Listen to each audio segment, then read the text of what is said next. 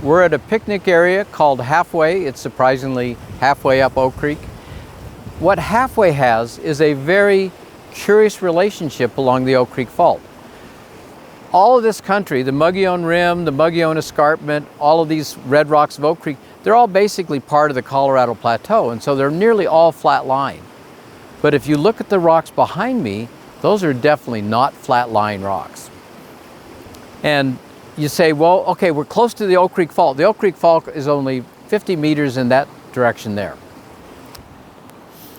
Here's a sketch that tries to illustrate the relationships along the Oak Creek Fault. On the west side of the fault, you have the whole upper Paleozoic section. You have the Supai, you have the Coconino, and you have the Kaibab, all Permian units, this part of it. And then there's basalt sitting on top. On the east side of the fault, you only have the Supai and the basal part of the Coconino. You're missing the upper Coconino and you're missing the Kaibab below the basalts. But the basalts are lower on this side, so you would say this side of the fault clearly has moved down. The east side is down dropped. And in that kind of a scenario, if this side's moving down, you would expect these rocks to be dragged down this way as this block moved past it. But the rocks behind me dipped the wrong way for that model. And so an interpretation that makes a lot of sense in here is you originally had this side up.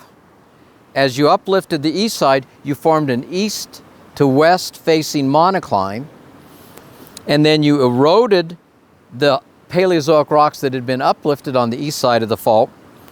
You then put the basalts across the whole thing and then down dropped the east side later. And so in this model, the Oak Creek Fault has two episodes of motion. It has an earlier east side up associated with a monocline. All the monoclines on the Colorado Plateau are Laramide in age. They're late Cretaceous, early Tertiary. And so you have an early Laramide monocline in here, and then that got reactivated, the fault did, and down dropped the side that had previously been uplifted. And that's how you explain the fact that the upper Paleozoic rocks are missing off the east side. That side had gotten uplifted, and you stripped those rocks off the top, and then later on you reactivated the fault. Many of the faults in the Colorado Plateau that started life as monoclines get reactivated by later motion.